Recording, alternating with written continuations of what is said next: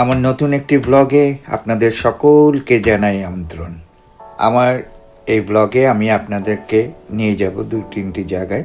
প্রথমে social security থেকে আমি ওখান থেকে চলে যাব, ওখানে একটি রেস্টুরেন্ট আছে, ওখানে একটু নাস্তা করব। আসলে নাস্তা না বলে ব্রাঞ্চ করাটাই বলা যায়। তারপর ওখান থেকে কিছু বাজার আছে, বাংলা বাজার বলা যায়, শাকসবজি, বাংলাদেশের শাকসবজি, সেগুলো কিছু নিব। তারপর ওখান থেকে যাব একটু ওয়ালমার্টের থেকে তারপর বাসায় চলে আসব। আমরা সকাল রওনা হয়ে যাই সোশ্যাল সিকিউরিটিতে। ওখানে আমাদের একটু কাজ ছিল, কাজটা কমপ্লিট করতে করতে প্রায় 12টা 12:30 বেজে যায়। তো ওখান থেকে মনে করলাম যাই আমরা একটু রেস্টুরেন্টে যাব। তা রেস্টুরেন্ট চিন্তা করতে করতে মনে করলাম যে আলাক্সাতে যাই, এটা একটা বাঙালি সুপার মার্কেট, ভিতরে এই একটা রেস্টুরেন্ট আছে। রেস্টুরেন্টে যে ওখানে সিঙ্গারা আর চা সাথে একটা পরোটা, সেটা আমি এবং আমার গিন্নি হাফ করে খাবো, কারণ ওরা অনেক বড় পরোটা করে, ওই পরোটাটা আমরা খেতে পারি না। তো যার ধরুন ওখানে যে আমাদের সেই পর্বটি আমরা সম্পন্ন করি, অর্থাৎ খাওয়া দাওয়া করার পরে ঢুকতেই দেখেছিলাম যে ওখানে একটা মাছের মেলা, অর্থাৎ মূল দোকানের বাইরে তারা মাছ ডিসপ্লে করে রেখেছে এবং ওইটা অনেক কম দামে বিক্রি হচ্ছে।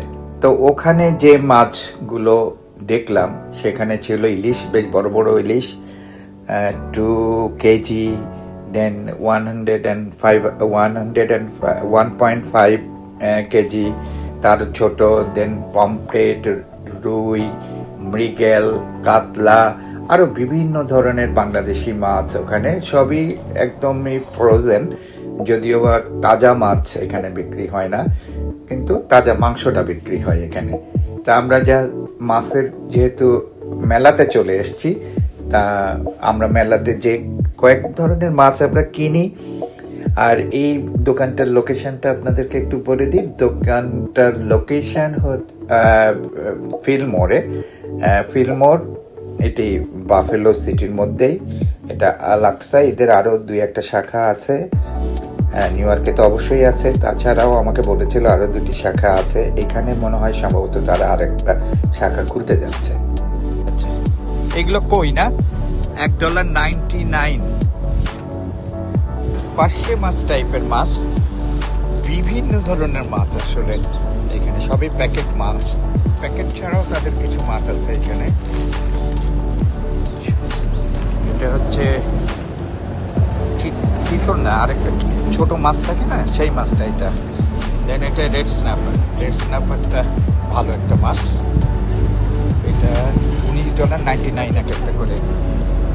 এটা হরিণা চিংড়ি, $2.99 হচ্ছে প্লেট। এটা কেটে কিছু মাছ করছে, $8.99 প্যাক। অনেক মাছের নামও আমি আসলে জানি না। এটা সম্ভবত তেলাপিয়া মাছের মেলা। এটা $3.99। আপনাদের একটা বড় ইলিশ দেখাই, বাংলাদেশে সম্ভবত এইগুলো পান না এখানে। কোনটা এটা একটু দেখাইবেন একটা। আচ্ছা, এই যে ভাই, ওই ভাই মাছের মেলায় আমাকে জানাইলো যে এটা হচ্ছে 1800 থেকে 2000 পার পিস হচ্ছে $45.99 এবং মাছগুলো কিন্তু আসলে 2 KG and above almost. It's a huge. এত বড় বড় ইলিশ মাছ তো বাংলাদেশে পাওয়া যায় না।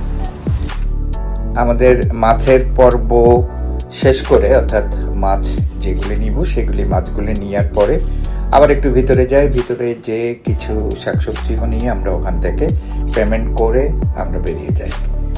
Chinese $2.49, eggplant fancy $2.49।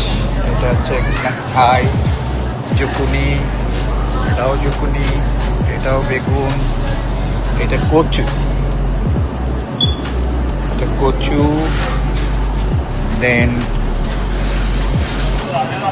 এটা ক্যারট, এটা সালাদ, এটা এক ধরনের শসা,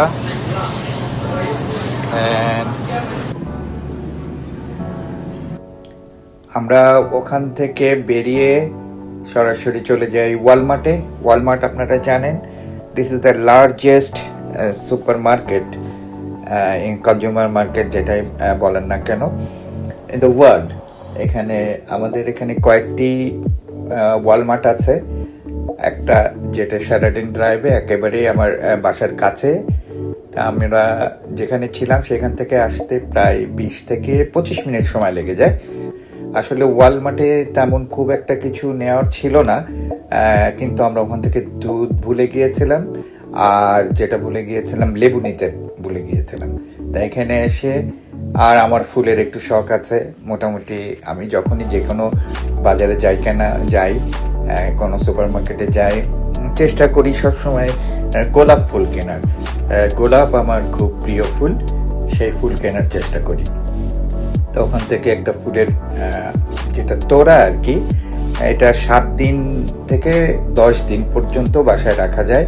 ওরা সাথে একটা মেডিসিন দিয়ে দেয়, ওটা ওখানে লাগানোই থাকে। তা একটা ফুলের তোড়া এখানে মোটামুটিভাবে 10টা গোলাপ কিংবা 10টা মতন হবে, 10টা গোলাপ। আর যদি পাতা থাকে সেই গোলাপের তোড়াটা এখানে 10 থেকে 12 ট্যাক্স সহ $13-14 পড়ে যায়। তা আমার এটা একটা অনেক বড় নেশাই বলতে পারেন, ভালো লাগা বলতে পারেন। আর তার মধ্যে তো লাল গোলাপ ফুলে কথাই নাই, কম্বিনেশনটা যদি সাদা এবং হলুদ থাকে তাতেও কোনো আপত্তি নেই। আমাদের ফুল কেনা, দুধ কেনা সবই ওখান থেকে শেষ হয়। লেবু নিয়ে তারপরে আমরা ওই সময় বাসায় চলে আসি। তো এই ছিল আমাদের ওই দিনের ঘোরাঘুরি এবং টুকটাক কেনাকাটা ছিল। তো এই ছিল আজকে আমাদের ট্যুর। তার মধ্যে অনেক কাজই করলাম। যাই হোক, আমার এই ব্লগটি যদি আপনাদের ভালো লেগে থাকে তাহলে অবশ্যই লাইক দেবেন একটা, আর কোনো কমেন্ট থাকলে আমার কমেন্ট বক্সেও দিবেন। আর যদি আরও ভালো লেগে থাকে তবে অবশ্যই সাবস্ক্রাইব করবেন আমার ব্লগটি। আপনারা সবাই ভালো থাকবেন। আশা করি আবার একটি ব্লগে আপনাদের সাথে দেখা হবে। সেই পর্যন্ত